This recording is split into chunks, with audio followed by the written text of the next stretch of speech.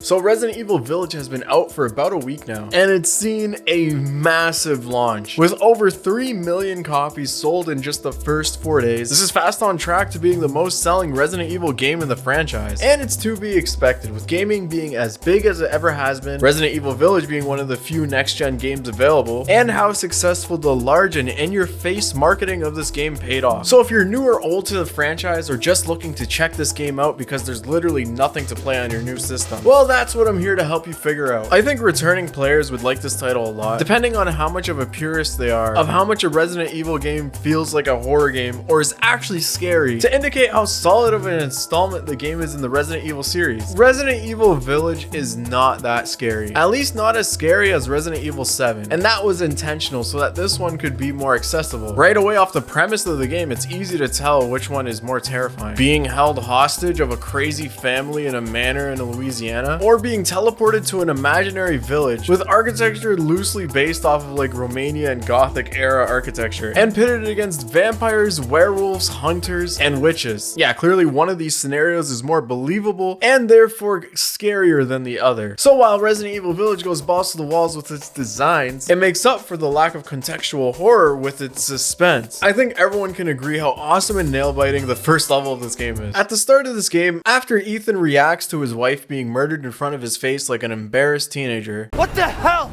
Sorry, Ethan. What the hell?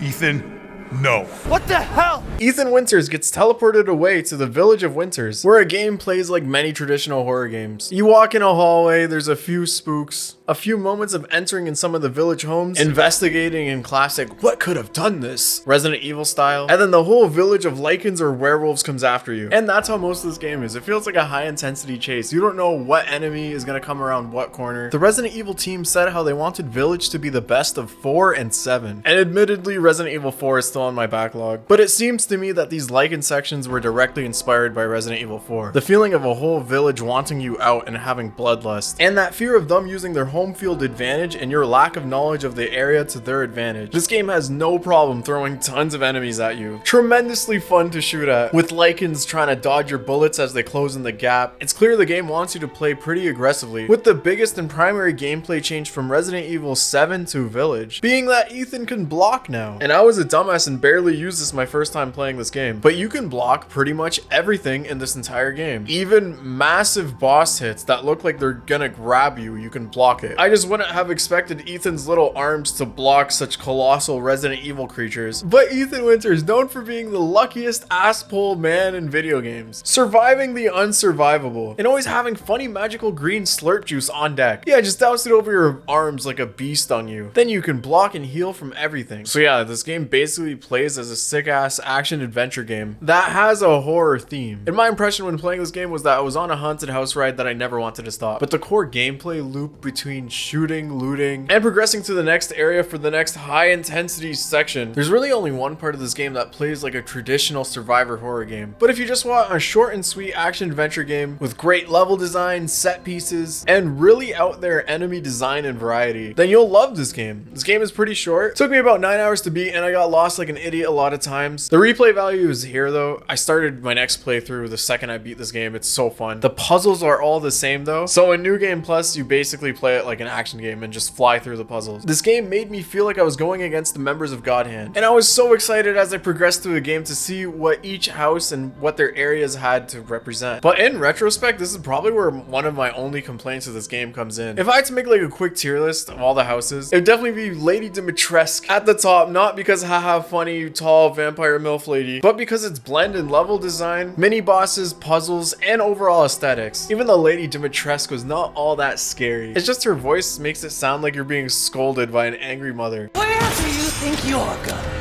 Next, Heisenberg's factory is so awesome. Such cool enemy design. Heisenberg reminds me of Nicolas Cage and I freaking love him. And then if we had an imaginary tier list, this is where I'd have an empty spot, because the level of enjoyment between those two and the other two houses or sections of this game is pretty great. The next one is the dollhouse, and this whole section is just basically an homage to survival horror games. Fuck the music box puzzle. It's just too short and it's a cool section. And then finally there's Dumpy Gross Georg. Reminds me of the snot guy from One Piece. Too close. Overall, all the sections were okay, just not made equal. This game's presentation is so good. Sound design is on point, kind of has to be with a thriller or high intensity game. Animations are so good, lichens look feral. And as far as being a next gen game, that's where the graphics pop. So much foliage and objects scattered everywhere. Albeit, even if a lot of it has shitty mud textures, it loads this fast on new hardware. On top of all the fancy fog, ray tracing, and spark effects, yeah, this is really starting to feel like we're finally hitting next gen games. We're slowly getting there for games being developed from the ground up for next gen hardware. Now that I basically beat the game twice, there's still a lot to go back to. Mercenaries is back, and it's so fun. The Resident Evil Village engine, I mean in terms of the core gameplay loop, is just, it's something special. With the block and how fun these enemies are to shoot at, and how impactful taking shots feel, yeah, the gameplay feels tight. So yeah, Resident Evil Village, super fun. I think it delivered on the hype for me. I just wish that the enemy characters were more prominent because they're so full of character and design and personality. This game will absolutely hold your attention the whole way through, even if it's a shorter experience being under 10 hours your first playthrough. That's not necessarily a bad thing when the game changes up areas, enemy types, and puzzles to keep things fresh the whole way through and keep you engaged. Nothing in this game feels like padding, no unnecessary backtracking, even though the world map is really cleverly interconnected. Just don't play this game if you can't handle hand abuse.